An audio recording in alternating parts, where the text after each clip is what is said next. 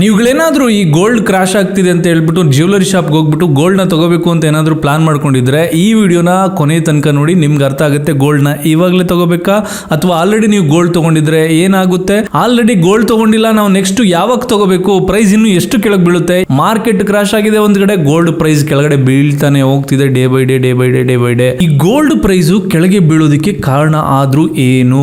And also ಕೆಲವು illusions ಗಳಿದೆ. Gold purchase ಮಾಡೋದಕ್ಕೆ ಅಂತ ನೀವು ಶಾಪ್ಗೆ ಹೋದ್ರೆ ಕೆಲವು ಪಾಯಿಂಟ್ಸ್ ಗಳನ್ನ, ಎಸ್ಪೆಷಲಿ ನಾನು ಇನ್ನೊಂದು ಒಂದಷ್ಟು ಪಾಯಿಂಟ್ಸ್ ಗಳನ್ನ ಹೇಳ್ತೀನಿ, ಅದನ್ನ ನೀವು ಕೇಳಿದ್ರೆ ನೀವು ಕೂಡ ಆಶ್ಚರ್ಯ ಆಗ್ತೀರಾ, ಹೌದಲ್ವಾ ಅಂತ ಹೇಳ್ಬಿಟ್ಟು. ಅಂಡ್ ಆಲ್ಸೋ 1 ಗ್ರಾಮ್ ಗೋಲ್ಡ್ ನಮ್ಮ ಮೈ ಮೇಲೆ ಹಾಕೊಂಡ್ರೆ ಆ 1 ಗ್ರಾಮ್ ಗೋಲ್ಡ್ ಎಲ್ಲೆಲ್ಲಿಂದ ಬಂದಿರುತ್ತೆ, ಎಷ್ಟು ಬೆವರು ಸುರಿಸಿರುತ್ತೆ. ಗೋಲ್ಡ್ ಬೆವರು ಸುರಿಸಿರೋದಿಲ್ಲ, ಆ ಗೋಲ್ಡ್ ಮೈನ್ಸ್ ಅಲ್ಲಿ ಕೆಲಸ ಮಾಡೋರು ಇರ್ತಾರಲ್ಲ ಅವ್ರು ಬೆವರು ಸುರಿಸಿರ್ತಾರೆ. ಅಂಡ್ ಎಷ್ಟೋ ಶಿಪ್ಸ್ ಗಳನ್ನ ಕ್ರಾಸ್ ಮಾಡ್ಕೊಂಡು, ಎಷ್ಟೋ ಸಮುದ್ರಗಳನ್ನ ದಾಟ್ಕೊಂಡು ನಿಮ್ಮ ಮೈ ಮೇಲೆ ಬಂದು ಕೂತಿರುತ್ತೆ. ಸೊ ಈ ಎಲ್ಲಾ ವಿಚಾರಗಳನ್ನ ಇವತ್ತು ನಾವು ಈ ವಿಡಿಯೋದಲ್ಲಿ ಡಿಸ್ಕಸ್ ಮಾಡೋಣ. ಇನ್ ಕೇಸ್ ನೀವೇನಾದ್ರೂ ಈ ವಿಡಿಯೋಗೆ ಹೊಸಬರಾಗಿದ್ರೆ ಸಬ್ಸ್ಕ್ರೈಬ್ ಮಾಡ್ಕೊಳ್ಳಿ. ನಮ್ಮ ಸುತ್ತಮುತ್ತ ನಡೀತಿರುವಂತಹ ಟ್ರೆಂಡಿಂಗ್ ಟಾಪಿಕ್ಗಳನ್ನ ನಿಮಗೆ ಅರ್ಥ ಆಗೋ ರೀತಿ ತಿಳಿಸುವಂತ ಪ್ರಯತ್ನ ನಂದು.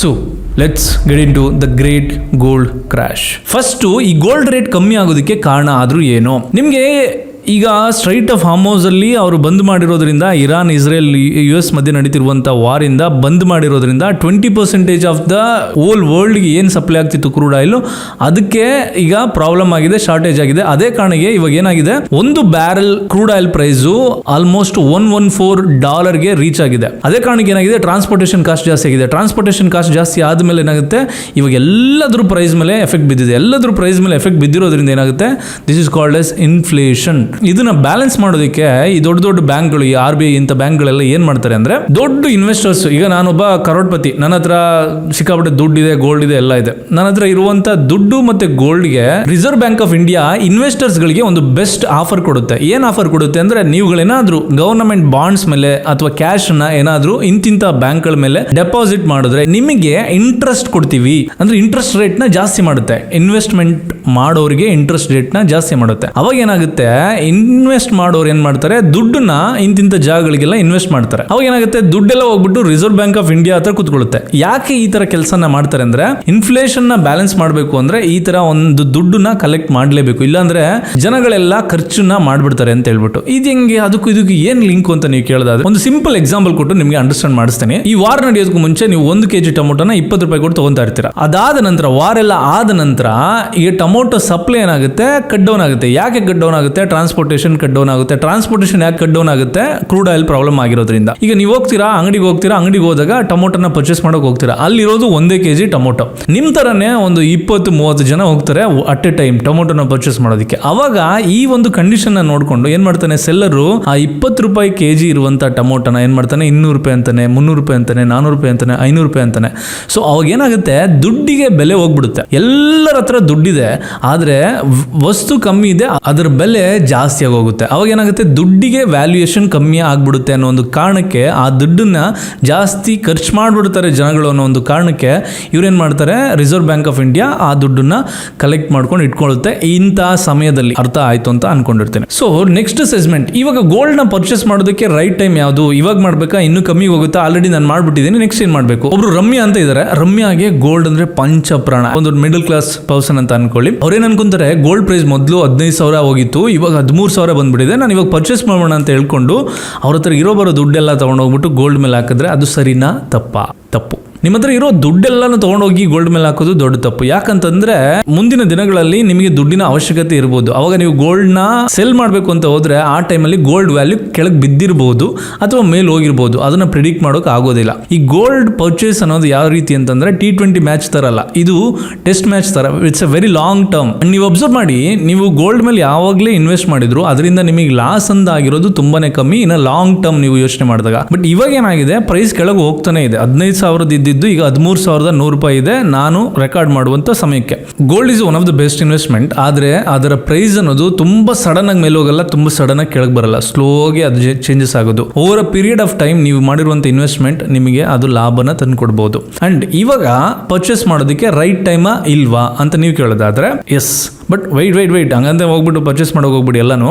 ಓಕೆ, ನಾನು ಈಗ ಕೊಡ್ತಿರುವಂಥ ಇನ್ಪುಟ್ನ ನೀವು ಅನಾಲಿಟಿಕಲ್ ಥಿಂಕಿಂಗಿಗೆ ಅಂತ ಇನ್ಪುಟ್ ಆಗಿ ತೊಗೊಳ್ಳಿ ಹೊರತು ಇದನ್ನ ಡಿಸಿಷನ್ ಆಗಿ ತೊಗೊಳಕ್ಕೆ ಹೋಗ್ಬಿಡಿ. ನಾನು ಯಾವುದೇ ಡಿಸಿಷನ್ ಹೇಳ್ತಾ ಇಲ್ಲ, ನೀವು ಹೋಗಿ ತೊಗೊಳ್ಳಿ ಅಂತ ಹೇಳ್ಬಿಟ್ಟು. ಈಗ ಫಾರ್ ಎಕ್ಸಾಂಪಲ್ ನನಗೆ ನನ್ನ ಹತ್ರ ಒಂದು 5 ಲಕ್ಷ ರೂಪಾಯಿ ದುಡ್ಡಿದೆ, ಈಗ ಗೋಲ್ಡ್ ಪ್ರೈಸ್ ಕಮ್ಮಿ ಆಗ್ತಿದೆ, ಫ್ಯೂಚರಲ್ಲಿ ಜಾಸ್ತಿ ಆಗ್ಬೋದು ಅಂತ ಹೇಳ್ಬಿಟ್ಟು ನಾನು 5 ಲಕ್ಷ ರೂಪಾಯಿಗೂ ಇವತ್ತೇ 13,100 ರೂಪಾಯಿ ಪರ್ ಗ್ರಾಮ್ 22 ಕ್ಯಾರೆಟ್ ಗೋಲ್ಡ್ದು ನಾನು 5 ಲಕ್ಷ ರೂಪಾಯಿದು ತೊಗೊಂಡ್ಬಿಟ್ರೆ ನಾಳೆ ದಿನ ಕಮ್ಮಿಗೆ ಹೋಗ್ಬೋದು.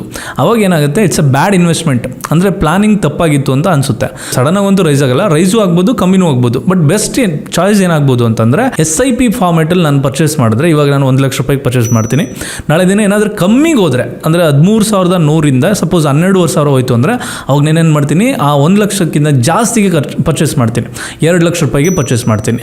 ಅದು ನೆಕ್ಸ್ಟ್ ಡೇಗೆ ಏನಾದರೂ 14,000 ಹೋಯ್ತು ಅಂತಂದರೆ ನಾನು 50,000 ರೂಪಾಯಿಗೆ ಪರ್ಚೇಸ್ ಮಾಡ್ತೀನಿ. ಅರ್ಥ ಆಯ್ತಾ? ಮಿಡ್ಡಲ್ಲಿದೆ, ಅದೇ ಕಾರಣಕ್ಕೆ ನಾನು 1 ಲಕ್ಷ, ಅದಕ್ಕೆ ನಾನು ತುಂಬ ಕೆಳಗೆ ಬಂದಿರೋ ಕಾರಣಕ್ಕೆ 2 ಲಕ್ಷ ಇನ್ವೆಸ್ಟ್ ಮಾಡ್ತೀನಿ, ಅದಕ್ಕೆ ನಾನು ಮೇಲೆ ಹೋದರೆ ನಾನು 50,000 ಇನ್ವೆಸ್ಟ್ ಮಾಡ್ತೀನಿ. ಸೊ ಅವಾಗ ನಾನು ಪ್ಲಾನ್ ಮಾಡ್ಕೋಬೋದು. ನೆಕ್ಸ್ಟು ನಿಮಗೆ ಅಂಡರ್ ವರ್ಲ್ಡ್ ಆಫ್ ಗೋಲ್ಡ್, ಅಂದರೆ ಗೋಲ್ಡ್ ಎಲ್ಲಿಂದ ಬರುತ್ತೆ, ಹೇಗೆ ಬರುತ್ತೆ, ಅದನ್ನು ಹೇಗೆ ತಯಾರಿ ಮಾಡ್ತಾರೆ, ನಮ್ಮ ಇಂಡಿಯಾ ಎಷ್ಟು ಗೋಲ್ಡ್ ಪ್ರೊಡ್ಯೂಸ್ ಮಾಡುತ್ತೆ, ಬೇರೆ ಕಂಟ್ರಿಗಳು ಎಷ್ಟು ಗೋಲ್ಡ್ನ ಪ್ರೊಡ್ಯೂಸ್ ಮಾಡುತ್ತೆ, ನಮ್ಮ ಇಂಡಿಯಾ ಎಷ್ಟು ಇಂಪೋರ್ಟ್ ಮಾಡ್ಕೊಳ್ಳುತ್ತೆ, ಆ ಎಲ್ಲ ವಿಚಾರಗಳನ್ನು ನೀವು ತಿಳ್ಕೊಳ್ಳೇಬೇಕು. ಇದನ್ನು ತಿಳ್ಕೊಳ್ಳೋದ್ರಿಂದ ಏನಾಗುತ್ತೆ, ನಿಮಗೆ ಬೇರೆ ವ್ಯಕ್ತಿಗಳು ನಿಮ್ಮನ್ನ ಇನ್ಫ್ಲುಯೆನ್ಸ್ ಮಾಡಿ ಮೇಡಮ್ ಇದು ತಗೊಳ್ಳಿ, ಮೇಡಮ್ ಅದು ತಗೊಳ್ಳಿ ಅಂತಂದ್ರೆ ನಿಮಗೆ ಅನಾಲಿಟಿಕಲ್ ಥಿಂಕಿಂಗ್ ಕೆಪಾಸಿಟಿ ಬೆಳೆಯೋದು ಯಾವಾಗ ಅಂತಂದ್ರೆ ನಿಮ್ಮ ಹತ್ರ ಇರುವಂಥ ನಾಲೆಡ್ಜಿಂದ. ನಮ್ಮ ಇಂಡಿಯಾದಲ್ಲಿ KGF 2001ನಲ್ಲಿ ಬಂದ್ ಮಾಡಿಬಿಡ್ತಾರೆ. ಯಾಕೆ ಬಂದ್ ಮಾಡ್ತಾರೆ ಅಂದರೆ, ನೀವು KGF ಮೂವಿನೆಲ್ಲ ನೋಡಿದಿರಾ, ಅದರಲ್ಲಿ ಏನಾಗುತ್ತೆ, ಅವಾಗೆಲ್ಲ ಬಗ್ದು ಎಲ್ಲ ತೆಗೆದುಬಿಟ್ಟಿರ್ತಾರೆ. ತೆಗೆದ್ಮೇಲೆ ಏನಾಗುತ್ತೆ, ಇವಾಗ ಅವರು ಎಷ್ಟು ಸ್ಪೆಂಡ್ ಮಾಡ್ತಾರೆ ಅದನ್ನೆಲ್ಲ ತೆಗಿಬೇಕಲ್ಲ, ಅದಕ್ಕೆಷ್ಟು ಗೌರ್ನಮೆಂಟ್ ಸ್ಪೆಂಡ್ ಮಾಡುತ್ತೆ, ಅದಕ್ಕಿಂತ ಕಮ್ಮಿ ಅಮೌಂಟಲ್ಲಿ ಗೋಲ್ಡ್ ಅವೈಲೇಬಲ್ ಇರುತ್ತೆ.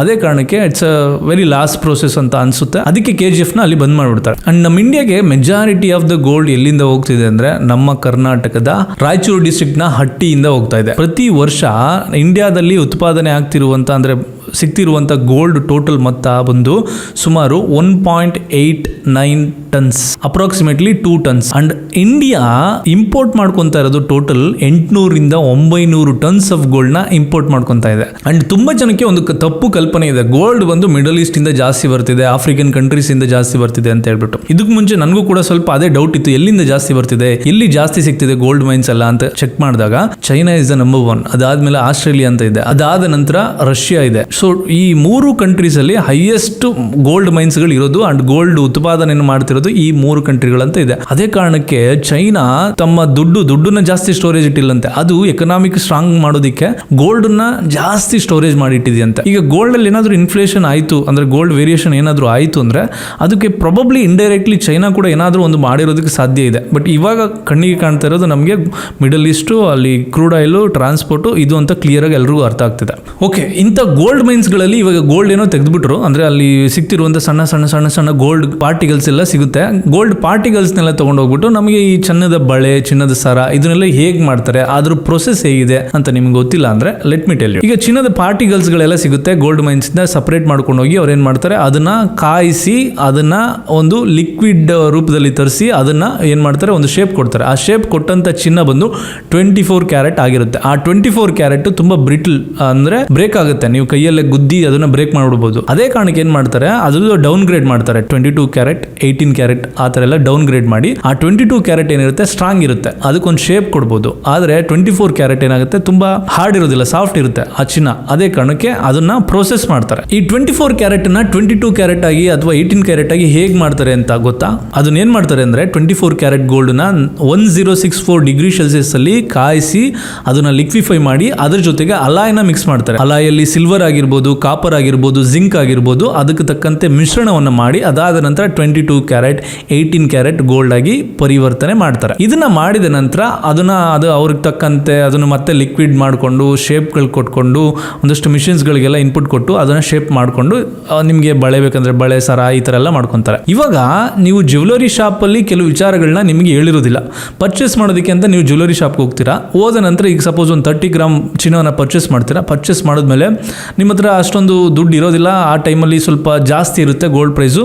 ಅವಾಗ ಅವ್ರು ನಿಮ್ಗೆ ಹೇಳ್ತಾರೆ ಮೇಡಮ್ ಒಂದು ಸ್ಕೀಮ್ ಇದೆ ಅಂತ ಹೇಳ್ಬಿಟ್ಟು, ಆ ಸ್ಕೀಮಲ್ಲಿ ನೀವು ಈಗ 5,000 10,000 ಈ ಥರ ಏನಾದರೂ ನೀವು ಪೇ ಮಾಡ್ತಾ ಹೋದರೆ ಇವತ್ತಿಗೆ ಗೋಲ್ಡ್ ಪ್ರೈಸ್ ಏನಿದೆ ಆ ಒಂದು ಪ್ರೈಸಲ್ಲಿ ನಾವು ನಿಮಗೆ ಗೋಲ್ಡನ್ನ ಕೊಡ್ತೀವಿ, ಒಂದು ವರ್ಷ ಆದಮೇಲೆ ಈ ಒಂದು 30 ಗ್ರಾಮ್ ನಿಮ್ದಾಗ್ಬಿಡುತ್ತೆ ಆ ಒಂದು ಪ್ರೈಸಲ್ಲಿ ಅಂತ ಹೇಳ್ತಾರೆ. ಅಂಥ ಸ್ಕೀಮ್ಗಳಿಗೆ ನೀವು ಎಸ್ ಅಂತ ಹೇಳೋದಕ್ಕೂ ಮುಂಚೆ ಒಂದು ಕ್ಷಣ ಯೋಚನೆ ಮಾಡಿ. ಯಾಕೆ ಅಂತಂದರೆ ಅದರಿಂದ ಜಾಸ್ತಿ ಲಾಭ ಯಾರಿಗಾಗುತ್ತೆ ಅಂದರೆ ಅವ್ರಿಗೆ ಆಗುತ್ತೆ, ನಿಮ್ಗೆ ಆಗೋದಿಲ್ಲ. ಇನ್ನೊಂದು ಸೀಕ್ರೆಟು ಜ್ಯುವೆಲರಿ ಶಾಪ್ ಅವರು ನಿಮ್ಗೆ ಏನು ಹೇಳೋದಿಲ್ಲ ಅಂತಂದರೆ, ಯೂಶಲಿ ನೀವು ಯಾವುದೇ ಚಿನ್ನನ ತೊಗೊಂಡ್ರೆ ಅದರಲ್ಲಿ ಮೇಕಿಂಗ್ ಚಾರ್ಜ್, ಇನ್ನೊಂದು ವೇಸ್ಟೇಜ್ ಚಾರ್ಜ್ ಅಂತ ಮಾಡ್ತಾರೆ. ಈ ಮೇಕಿಂಗ್ ಚಾರ್ಜ್ ಬಂದು ಈಗ ಅದರಲ್ಲಿ ಚಿನ್ನದ ವರ್ಕರ್ ಯಾರು ಇರ್ತಾರೆ ಅದೆಲ್ಲ ಒಂದು ಶೇಪ್ ತರಬೇಕು, ಒಂದು ಡಿಸೈನ್ ತರಬೇಕು ಅನ್ನೋ ಕಾರಣಕ್ಕೆ ಮಾಡ್ತಾರಲ್ಲ, ಅವರಿಗೆ ಕೊಡುವಂಥ ಚಾರ್ಜ್. ಈ ವೇಸ್ಟೇಜ್ ಚಾರ್ಜ್ ಅಂತ ಮಾಡ್ತಾರೆ ನೋಡಿ, ಅದು ಮಿನಿಮಮ್ 5% ಇದ್ರೆ ಯು ಆರ್ ಲಕ್ಕಿ. ಅದಕ್ಕಿಂತ ಜಾಸ್ತಿ ಹೋಯ್ತು ಅಂದ್ರೆ you are unlucky. In case ಅದಕ್ಕಿಂತ ಜಾಸ್ತಿ ಆಗ್ತಾ ಇದ್ದಾರೆ ಅಂದ್ರೆ ಅದರಲ್ಲಿ ನೀವು ನೆಗೋಷಿಯೇಟ್ ಮಾಡೋದಕ್ಕೆ 100% ಪ್ರಯತ್ನ ಪಡ್ರಿ. ಅದೆಂತ ಜ್ಯುವೆಲರಿ ಶಾಪ್ ಆಗಿದ್ರು 100% ಅದರ ವಿಚಾರದಲ್ಲಿ ನೆಗೋಷಿಯೇಟ್ ಮಾಡಲೇಬೇಕು. ಯಾಕೆ ಅಂತಂದ್ರೆ ಈಗ ಆ ಜ್ಯುವೆಲರಿನ ಅವರು ವೇಸ್ಟೇಜ್ ಅಂತ ಮಾಡ್ತಾರಲ್ಲ, ಆ ಜ್ಯುವೆಲರಿ ಶಾಪ್ ಅಲ್ಲಿ ಅದನ್ನೇನೋ ಡಿಸೈನ್ ಮಾಡ್ಬೇಕಾದ್ರೆ ಏನೋ ಮಾಡ್ಬೇಕಾದ್ರೆ ಸ್ವಲ್ಪ ಡಸ್ಟ್ ತರ